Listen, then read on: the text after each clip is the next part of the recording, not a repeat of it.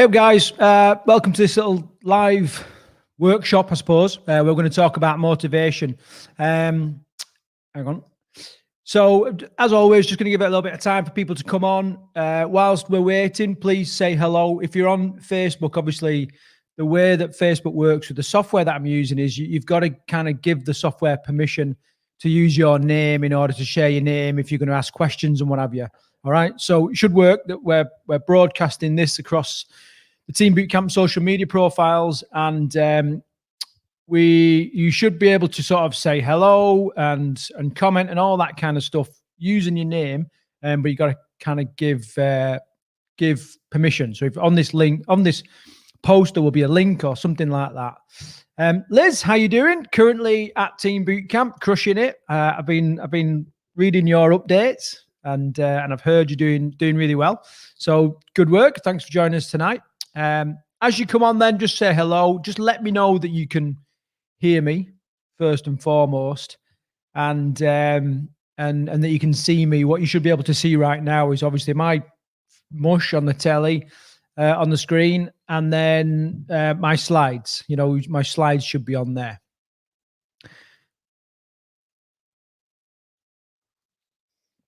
As always, there is a little bit of a delay on this sort of thing, so hopefully it won't get too weird. But I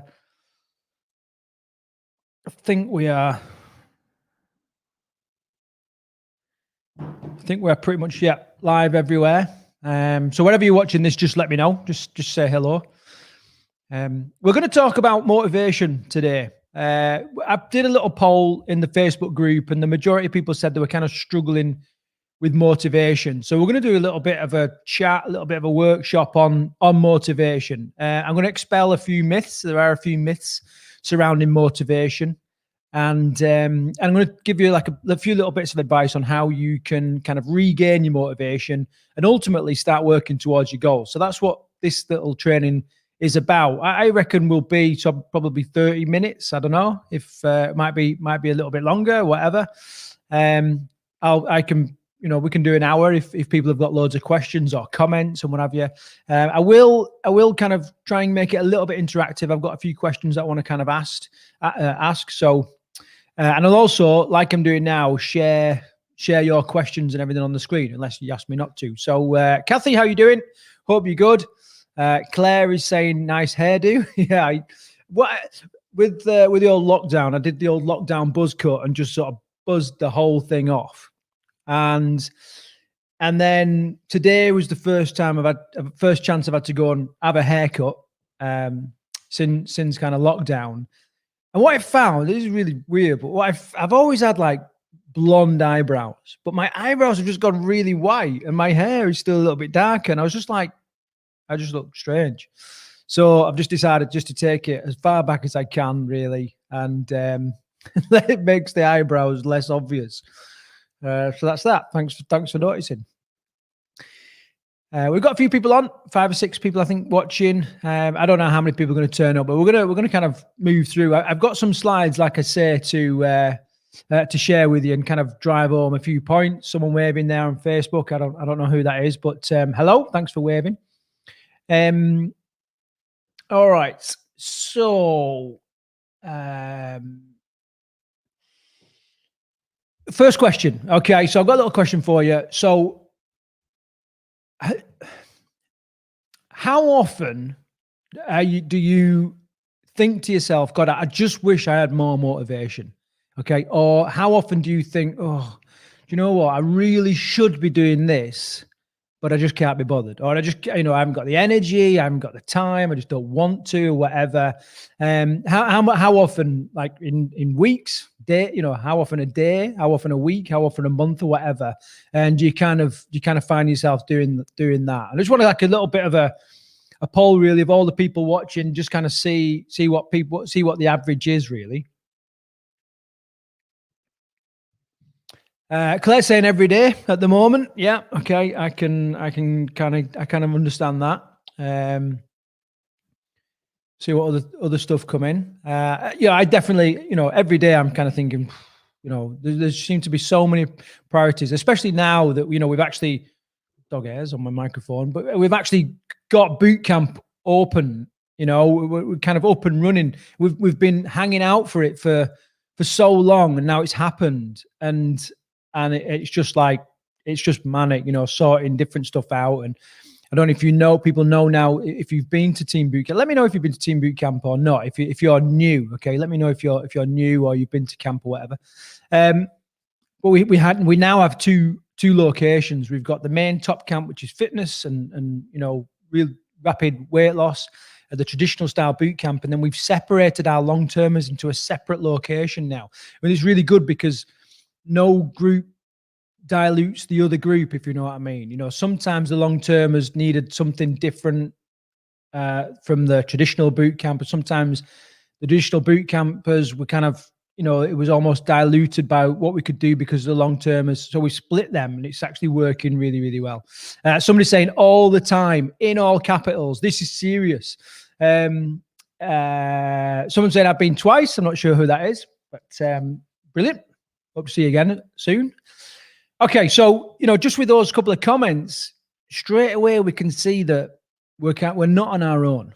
You know, we are not on our own with this, you know, lack of motivation. And, you know, the truth is that there are a number of myths, things that we kind of hold on to and believe, or we play out concerning motivation, and we've kind of got it wrong, you know. So what I'm going to do now is I'm just going to talk through some of these myths, and that in themselves will hopefully help you to be just to look at it in a different way, and sort of you know, come up with different ways of tackling it. Okay, so here we go. We're gonna smash a few myths. This is, I typed in smash into Google, and this is the picture that I got, and I thought, oh yeah, I like it. Little mallet smashing into an egg. Okay, so here we go. So we always sort of think, and tell me if I'm right or wrong, but we always wish we had more motivation. Right? Tell me if you're wrong. The truth is, we've got all the motivation we will ever need. It's there. It never went anywhere. You know, it's there, and it's serving. I know I've got this sunshine on my bloody chin here. You know, it never went anywhere. We were wishing for something that actually we have got. The problem is we're just motivated to do the wrong stuff. Like even sitting on the settee and watching telly, sort of think, oh, well, I'm not doing anything. Well, you are. You're sitting watching telly. You know, as human beings, we cannot have a void in time. You know, we've got to fill time somewhere. And, you know, it just so happens that sometimes, for some of you, maybe always or very often, we are motivated to do the wrong things. So the picture on the screen, you know, it's like, I wish I had the motivation to eat more fruit. Well, you've got the motivation. It's just aimed in the wrong direction. You're just more motivated to eat the donut or the cake or sit on the TV and not exercise or not go to the gym or drink more, you know? So the motivation, that's not what is missing. What's missing is the way that, you know, we structure our day, and we route our motivation and desire and our actions and all that kind of stuff. So that's the first myth that I kind of want to remind people of. Chloe, how are you doing? Finally got my name on. Hi, by the way. Thanks, Chloe. Listen, I'm always motivated to do stuff for others every day, but not for myself. And this is a real common thing. You know, sometimes we don't do anything for ourselves, and then, you know, the minute somebody asks, we jump at it, you know, and it's a bit of our personality, isn't it? Whether we're people pleasers, or, you know, we just like doing stuff for people, or whatever, you know, but the motivation is there. So I want us to step back from this idea of like wanting more motivation. We need to change it. We need to change it to, how can I best use or structure the motivation that I've got? You know, how can I change what I'm doing? All right. So we're gonna talk a little bit about that over the next few minutes and that. So keep the comments going. They're really good. Just another question that I'm going to throw it up on the Oh, I can't really throw it up on the screen. I don't know how to. Oh well, what's this? Chloe, it's easy to help others than to help yourself. I feel that all the time. Yeah, it is, especially, sometimes we don't value ourselves as much as we perhaps should do. I've definitely been guilty in this in the past where, I'm like, well, I know I can take a lot of shit. So if I can help someone else out, then I know I can shoulder that and, I can help them out. The trouble is sometimes we get people that take too much, and then they become drains, and then it starts to have a negative effect on us. We definitely should have a healthy amount of assertiveness and that we should value ourselves enough to look after ourselves, because ultimately, let's say we don't look after our health and our fitness and all that kind of stuff because we're looking after other people. In the future, health or sickness will make you take note of your health at some point, so down the line, it's a bit like putting your own oxygen mask on. You might not be able to help people in the future because you haven't taken time out to help yourself now. And we all know this, this is logical, but in the moment, like you said, it's really easy to help other people. Okay, so the question I've got, I'm gonna post it. I don't know where this will go to, but you might be able to see it. So here's a little question. So what are some of the ways that you motivate yourself to exercise despite feeling lazy or tired? And I'm just interested if anybody has come up with strategies already or can share things that they've heard in the past or tried in their past and, perhaps has worked. Okay. So we want to start moving towards like how do we channel that motivation from perhaps stopping at the shop, buying a bottle of wine on the way home to stopping at the gym and just getting a quick workout on the way home? What things have you done in order to motivate yourself to do that? The next myth I want to talk about is, or if you've got any comments on that last myth that we talked about, then obviously, share your little comments and all that, is the fact that, often we sort of think, oh, I want to feel like training. I want to feel like eating clean. Like it's almost as if we wait for the feeling of motivation to come along to give us permission to go and do this stuff, right? And the problem with that is like this feeling rarely comes about. Now we've all had periods in our life where it's like I'm just super motivated. I want to train. I want to get fit. Something's happening. Something's coming up or whatever, and I feel motivated, but it's a fleeting snapshot moment in time. And the truth is that the feeling comes after the action. Often we want to feel like doing the action, and then think, I just want to feel compelled to do this action. The problem is that it works the other way around. We've got to do the action, sometimes a number of times consistently, to then get the feeling, I actually quite enjoy this and I actually want to go now, because it becomes habitual. You're starting to see some benefit.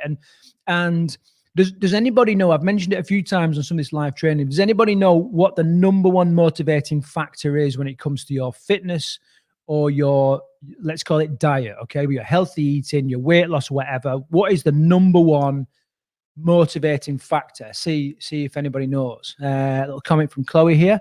Finding a fitness buddy, then you can motivate by bouncing off each other, but sometimes it takes its toll when the other doesn't turn up. Yeah, I know it's like a double-edged sword, isn't it? Sometimes a fitness buddy, because you're in it together and you can hold each other accountable and all this kind of stuff, but then sometimes if they're falling off the wagon a little bit, or that the thing with me is I'm not big on training buddies. I like to do a lot of training and what have you myself, because I just like to be the master of my own destiny and do my own thing. And I actually like time on my own. If I have to run with somebody else, then I've usually got to do someone else's route or someone else's pace or, someone else's time of day or whatever, and I don't really like that. But I also do benefit from someone saying, right, we're going to the gym, I'll see you then, because I don't like letting that person down, so it is this double-edged sword. That's a good one. It's a good one. Thanks for sharing that. Chloe. So yeah, what I'm saying about this myth here is, we cannot sit around waiting for motivation to hit us, because it just won't come. We've got to take action first, knowing that if we take action consistently enough, and sometimes it doesn't have to, you don't have to do it loads and loads and loads before you start to get into the swing of it. But the feeling will come, and the more you just start doing it bit by bit, the more you will feel compelled and motivated to keep going. Okay. So a couple of little tips hand in hand with this. One thing is, like, especially if you're really, really flat out not motivated at all, like you don't want to be going to the gym or anything like that, just make it really, really easy for yourself. Try and get rid of as many obstacles as you can. Things like, there's a thing called the 2-minute rule. All right. When you first get started with something, just do something that takes you 2 minutes. Okay. When I was doing lots of freelance personal training in people's homes, they say, "Oh, I just can't be bothered to get on the treadmill and go for a run or walk or whatever." So I say, okay, for this week, all I want you to do is put your gym kit on in the morning. Nothing else. That's all I want you to concentrate on. So they would start doing that because it's quite easy. The barrier to entry is really low, and then once they've done that for a few days, they'll be like, "Right, I'm doing that now, no problem." Right, okay, great. Now I just want you to stand on the treadmill, for 2 minutes. Nothing else. Just stand there 2 minutes, and that's that's your only goal for the rest of the week. So they'd stand on there. Well, not long after standing there, they ultimately, they would press go. They were thinking, "Well, I'm studying. I might as well bloody press go." And when that happens, I would then change and say, "Right, okay, all I want you to do, I just want you to walk for 2 minutes. Okay, 2 minutes, that's the only goal. If you do longer, brilliant. If you don't, then that's fine. Just jump off at 2 minutes." Okay, but they would always do longer than 2 minutes. They would always do longer than 2 minutes. And then after a week or two of doing that, at some point they'll go, "You know what? I'm getting up, I'm getting my gym cut, and every day I'm doing bloody 2 minutes or slightly more on the treadmill. I might as well do 10 minutes, or I might as well start to jog, or I might as well run around the block or whatever." It's about making those first steps just really, really easy. I've heard of someone in the past where they wanted to start going to the gym more often, and instead of piling loads of pressure on themselves to go and do an hour, to fit an hour into your day right now might be really tough. So you've got to, life's kind of got to settle around you. And they started off just by going to the gym, walking in, no pressure to do anything, walking back out, going home. And you might think, well, what's the point of that? The point is you get into the habit of doing it. And the more consistently you do it, the more the feeling of motivation will come. And actually, that's much longer lasting than trying to force yourself to do it through willpower. Okay. A friend of mine once described, like, changing habits, changing routines, starting a new workout regime or a new healthy eating plan or whatever, like a children's mobile. Everyone remembers the children's mobile that sits above the cot. And the thing with those mobiles was, if you pulled one bit, it affected all the other bits, and that's a lot like you deciding that you're going to go to the gym every day. It will affect the people around you. Your family will be like, "Oh, what time are you going to be home?" "Oh, you're going to be an hour later." Well, and you've got to give them time to adjust. And some of them will kick back a little bit and add a bit of resistance. But, just by setting really small, easy to obtain goals to start with, you're much more likely to succeed. Okay. So that's that. I've not had any comments or anything for a while, so I don't know if people have lost me or what. I don't know. But anyway, I'm gonna carry on. Something else that I want to kind of talk to you about, and that's about, like, the desire, because people go, "Well, that's all well and good, but you know what? I don't really want to go to the gym, and I like crap food, And actually, some of the hardest people I have found to motivate have been people that don't have much of a desire to change, because they've not really got that much of a weight problem. They're relatively fit and can get through life, and they can pretty much do whatever they want to do. You know what I mean? They can pretty much go and do it. They're not really compelled to do some crazy challenge like a marathon or compete in a strongman competition or anything like that. Right? So they're pretty just we're all right. The health is relatively good, yet they feel like they should be doing more training and they should be dropping a few pounds and they should be eating better and all this kind of stuff. And they tend to be the people that are quite hard to motivate because they haven't got this burning desire. So here's a little exercise that I kind of just want to walk through. You can see this beam in the picture on the telly. And if I said to you, okay, I just want you to walk across the beam, all right? And if you walk across the beam, I'll give you 20 quid. Like most people, I mean, tell me, would you give it a go? For 20 quid, walk across that beam, who's in? And whilst I'm waiting for you to answer that, I've got a couple of comments here. Chloe saying, nope, still here. Didn't want to keep talking. And Claire saying, still here, really enjoying your talk. Amazing. That's good. Okay, so just let me know, would you be prepared to walk across this beam?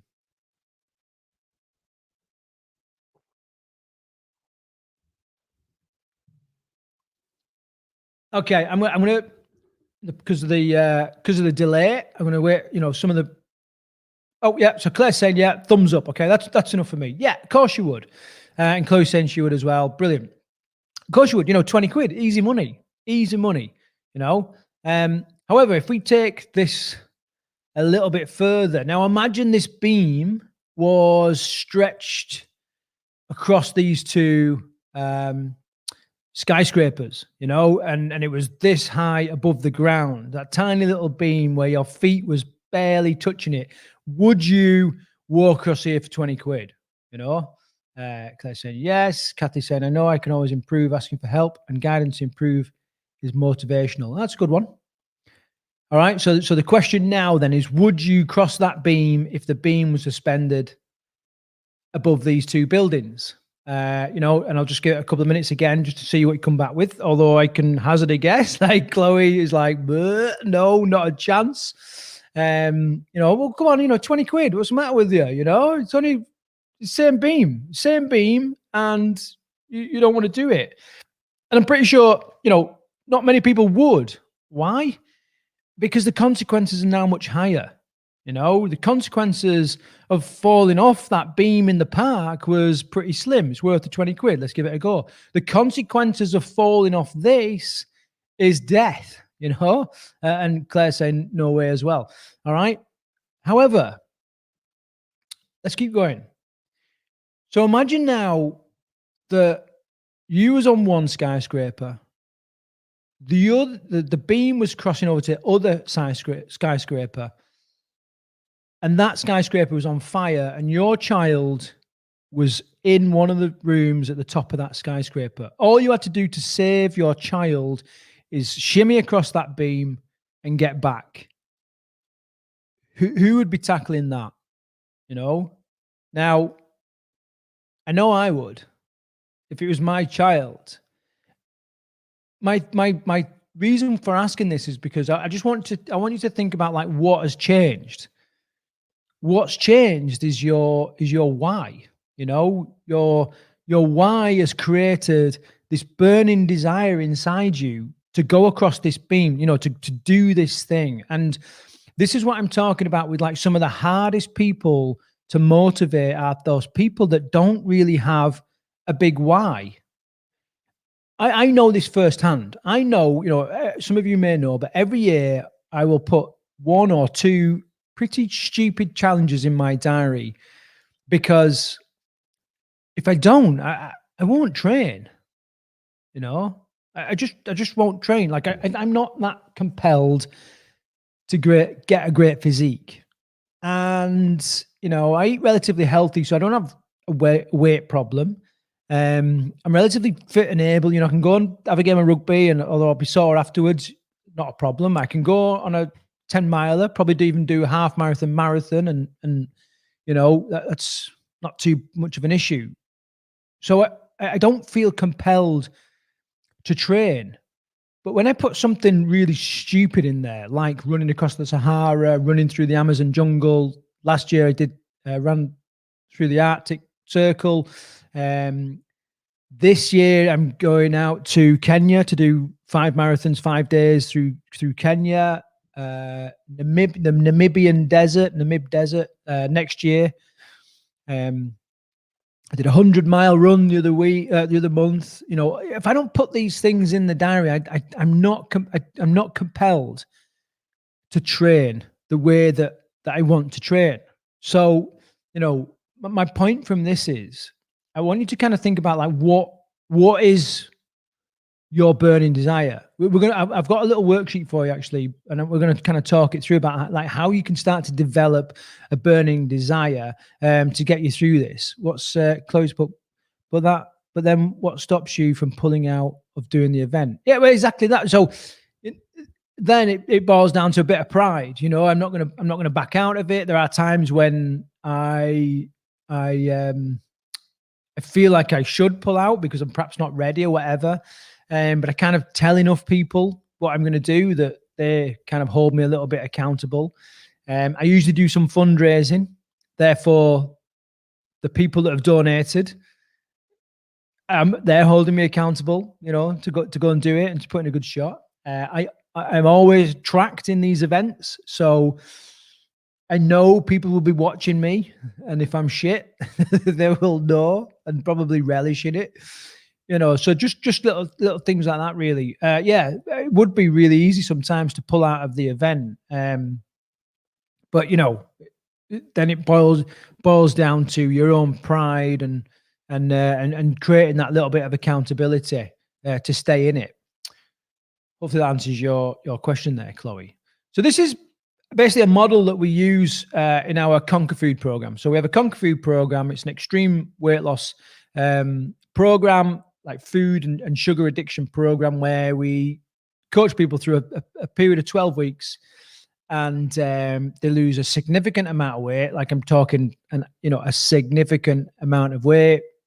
But we work a lot on their mindset, on their, their habits, their beliefs, and all this kind of stuff. And this is one of the exercises that they kind of work through. And we see a burning desire, burning desire like a fire, like a flame inside you, and every fire needs 3 parts. We call it the fire triangle. They need a heat source, they need fuel to burn, and we need oxygen. And we talk about, let me just bring up this full screen so you can see, the heat is we say is generated by the friction in your past. So this is the shit in your past, like it might be you've developed psoriasis because you're eating fast food, or you've put on a lot of weight, and now life has just got heavier, or you can't wear the same clothes anymore, or you can't go on public transport, or I don't know, you're now type 2 diabetic because of the food that you've been eating or whatever, but the heat is caused by friction in the past, but also the present, what's happening right now. I've got to, so you understand the noise that's going on. Come on. This little cretin is scratching away. So apologies for that. The present, you can have things that's happening now, which is affecting you, and it's causing you, aggro, causing you friction in your life, and also the future, things that you might be nervous of or you're worried about, whatever. So this is like your heat source, provides the spark, and then the fuel, it's like originates in the aspects of life that we value, want more of, or hold dear. So you might value your health, or the ability to play with your kids, or the ability to walk in the countryside, or look after yourself, whatever it might be. Okay, so and the fuel, we need to decide kind of what is the fuel, what kind of keeps us going. And then every fire needs air, it needs oxygen in order for it to burn, and the oxygen comes from our positive emotions. So this is getting a little bit deep, and I'm just got brushing over it now compared to what we do in the Conquer Food program. But we do have a little worksheet, okay, where you can start to list all the little bits of friction, all the things that is kind of, either it's getting you down or making life hard, or you don't like it anymore, or you don't like it about yourself or whatever, all the bits of friction, things ultimately you want to change. And then you can look at like, what do you want more of? What do you want? Almost like, how do you want your life to be? How do you want your fitness to be, your health to be? Okay. And this is your fuel, but in order to help that burn, we need to look at like the positive emotions. We need to think about like, what positive emotions are you going to get from this change? And you can list all this out in this little worksheet. And this can kind of help you get really clear on what you want to do and spark this little bit of burning desire. Then whatever you do, oh, by the way, we call this the dumbbell of desire. I know it's a bit cheesy, but it's shaped like a dumbbell. Anyway, that is in that worksheet. I don't know how to change this. Is in the Facebook group. I don't know how to share that. Anyway, go into the Virtual Bootcamp Facebook group. At one of the tabs at the top, there is a Files tab. Click on the Files tab, and then it's just called the Burning Desire. So Burning Desire PDF. You can download that, and you can kind of work through that, and just have a little think about what you want to do. Because quite often when people are like, I just don't feel very motivated, it's a bit meh, it's because we don't have this big, bright light pulling us through life. We're trying to push our way along and not really making much progress. Okay, so we've just done slightly beyond half an hour with the little bits of preamble and stuff. There's not too many people on, so I won't drag this out much longer. But if you've got any questions, then fire away. If you've got any comments, then equally, post them as well. And if you've had a bit of benefit from this, or you've quite enjoyed it, and you think, as we get back into it and do more of it, then let me know. And whilst I'm waiting for those comments to come in, I'll just check. Just check what's going on. Kathy, I don't know. I think there are comments being posted, but for some reason it's not come through. Kathy, I know, just flipping over to Facebook, you've posted a comment there. I think it's important to make a conscious decision to commit to a plan. By booking a class, etc., in advance helps to commit. Personally, I try and do any training first thing so as to get it done. Yeah, it's a great little technique, instead of, so you don't get a chance to talk yourself out of it and all that, do your training first thing. Yeah, there's a big difference. Like a friend of mine works with a guy called Ed Clancy, who's an Olympic athlete. He's won a ton of gold medals, an amazing cyclist, and he's getting ready for the Olympics again. All right. So, and a lot of people ask me, how do you motivate yourself to get in the gym every day, get on the bike, go through all the pain barrier, doing everything that it takes, not being able to go on socials and all this kind of stuff, and in order to go to the Olympics and put the best foot, how do you motivate yourself to do that? And he says, well, I don't motivate myself for it, because there's a difference. I'm committed. And when you're committed, you don't need motivation, because you just get on with it, regardless of what's going on. Motivation comes and goes, but commitment, once you're truly committed, you will follow through on it. So Kathy, your comment you've put there about your commitment is a really strong one. Claire Saints, really enjoyed it. I have my son's wedding, but can't get motivated to lose the weight I lost through lockdown last year. I should do the worksheet. Amazing. Yeah. How far out is the wedding, Claire? Because we can be. I've had it before. When I went and did the Marathon des Sables in the Sahara Desert, I started training for it about 18 months away from the event, and after for a few weeks I was doing really well, and after that I was like, you know what? I just can't be bloody more. I'm not motivated to do this, and the reason was it was just way too far out, and as well as that, like people are motivated in different ways. Like some people are what we call towards motivated. So some people are motivated by thinking, if you look at like weight loss, thinking, oh, when I can't wait to wear a bikini or something like that. And that really motivates them. Other people are away from motivated. So it's like, I'm fed up of wearing these elasticated waists. I want to get out of this frumpy hoodie. You know what I mean? And they're kind of away from. And have a little think about, are you away from or towards?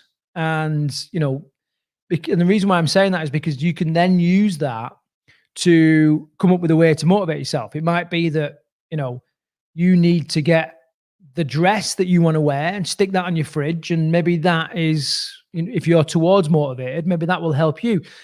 Or if you're away from, get your fat picture, stick that on the fridge, and maybe that will motivate you.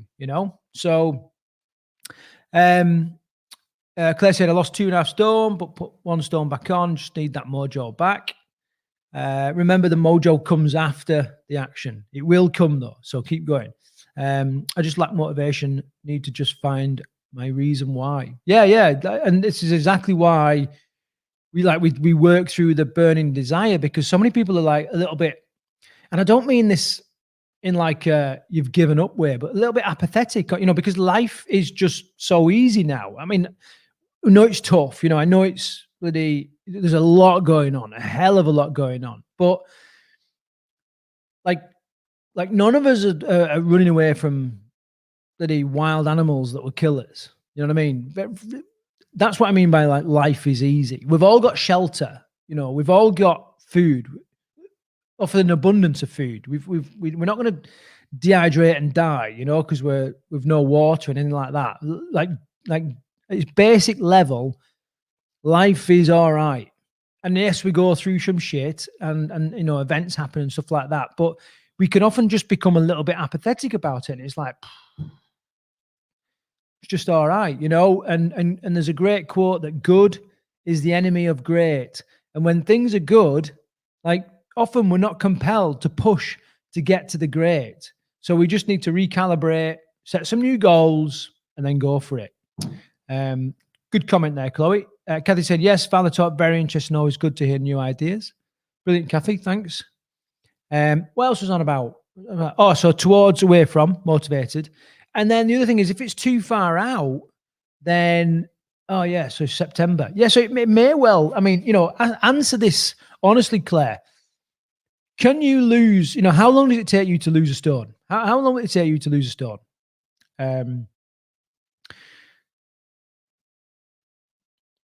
I'll wait for you to answer that. So Claire said, yeah, peak too soon.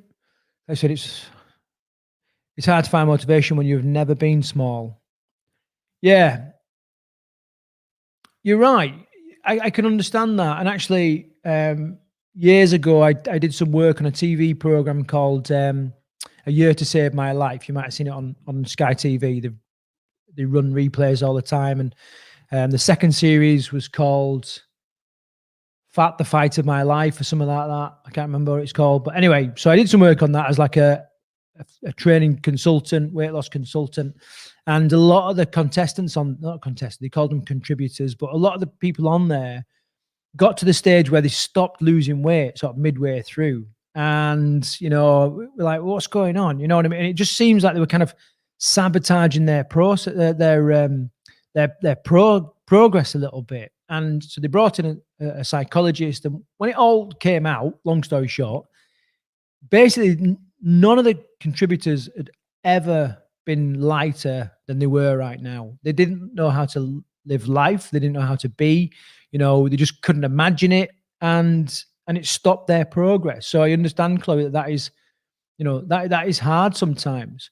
One way around that is to, think of other ways that you can do that by proxy will give you the results you want, So maybe running a marathon, it's not weight related or whatever, but in order to run the marathon, you're going to have to train loads, and maybe that gives you the byproduct of more weight loss or whatever, and it's definitely worth having a little think about that and seeing what you come up with.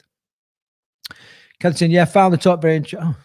I've already said that. Booked into boot camp for August. I'll use that and be accountable to you if you don't mind. Yeah, 100%. Lost each stone in about 6 weeks. There you go. So 6 weeks out from September, you'll probably get really motivated and everything will fall into place. So what I'm saying with that then is if you want the results now, you've got to bring something into your diary in 6 weeks' time, some kind of burning reason to do the things that you're talking about. Or if you're comfortable, stop fretting. Stop fretting. Set some really easy to attain goals just to get back in the swing of it. And you never know, you might surprise yourself. You know, there's so many people walking around like beating themselves up of things that they think they should do, you know, what they should do. But should do's are never as motivating as want to's, you know. And the minute you turn your should do's into want to's, straight away you get much more motivated, because nobody likes to do things that they should. Like, we should do our homework, you know, we should, you know, you kind of get the idea. How much does mental health contribute to you, if you don't mind me asking? How much does mental health contribute to you, if you don't mind me asking? If it does. What, me personally, probably more than you think. I think some people would look at me and look at the events that I do and sort of think he's got it all worked out, he's got it all lined up, and I don't. I have days where, you know, I'm in despair, you know, not as bad as a lot of people I know, but there's days where I'm incredibly low, and the last thing I want to do is train. All I want to do is eat comfort food, because it's a quick, easy fix. It's a guaranteed way, just for a split second, to feel a little bit better for a while. I'm lucky that, you know, I have done a lot of work in the past, and I certainly have a lot more days where I'm up than I do down, but it still plays a part. It really does. Closer, no, not necessarily in respect to food or fitness. I don't know about that. Is that a follow-on from that, the mental health thing? Is it, Chloe, or? Okay, so we're going to start wrapping up. Let me just check, see if there's any comments on some of the other platforms that. No, we're all good. Okay, so yeah, please, if you can just give me, if you've got anything from this, just give me, like, you know, a thumbs up on this little video, wherever you're watching this, or a like, whatever it is. And I'll hang about for another couple of minutes and what have you, but then we'll call it a day. And if you got benefit from it, then we'll definitely run some more training in the week. So if you get an idea for different topics or something like that, then shout out, and I'm happy to do these every week if we can fit it in.